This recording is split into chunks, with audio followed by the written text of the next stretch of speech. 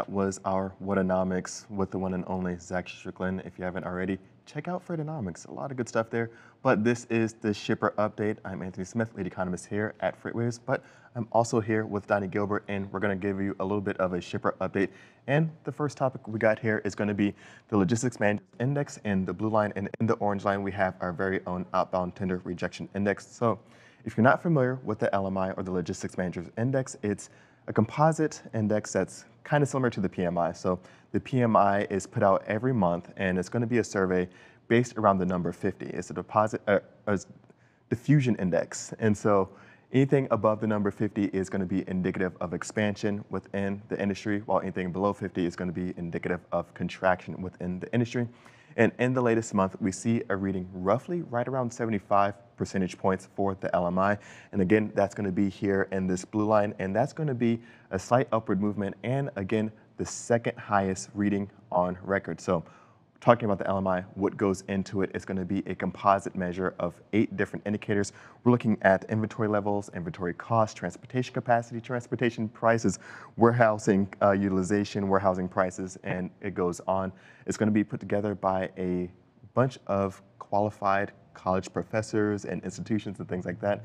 But Donnie, one of those big areas that we kind of see this coinciding with is the outbound tender rejection, kind of talking to capacity and how tight it is right now. Yeah, so we see right now we're coming off the 4th of July peak, and we're going to see things kind of trickle back down and fall back, kind of normalize over the next few months.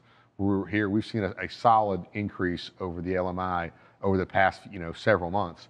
Do you expect this to turn as I look at it from a carrier side, as rates start to fall or whatnot? Are you going to see this expected to drop back down, or is it going to make us a stronger position for shippers? So that's one of the things I asked Dr. Zach Rogers, and we're going to see this in our next chart. When we're looking at the LMI, he mentioned that the future expectations that there is going to be some downward movement. So in this blue line here, we see this is the LMI, but this is going to be one of the composite measures within the LMI.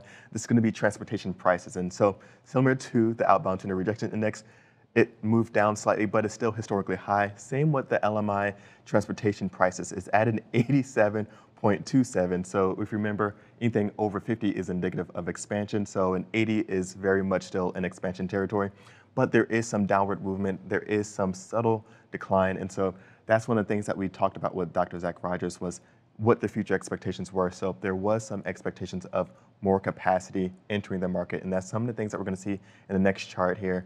And some of these shippers are going to be expecting other issues, and that's going to come in the form of warehousing prices. And so we can see a quick overlay here. I thought this was an interesting comparison, an LMI to PMI of sorts. And so in this orange line, we're going to have the ISM manufacturing prices, one of those indexes or indices, breakouts that I was watching very closely that shows what's going on within manufacturing and the increased prices.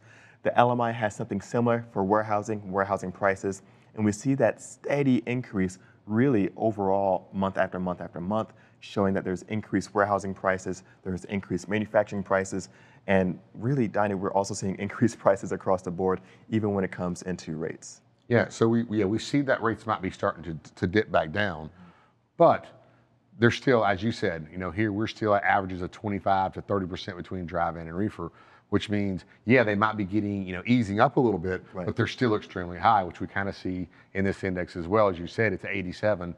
It's starting to turn back down, but it's still extremely high, well above 50. Exactly, and so that's going to be one of the areas. And of course, I also have to plug my other little show going on, Economy Lately. We might be talking about manufacturing and my skepticism around what's going on manufacturing and prices. So this is going to be a hot area to watch for, especially for shippers really tied to warehousing or tied to manufacturing. But that's going to do it for this shipper update. Donnie, thank you so much for joining me. Thank you.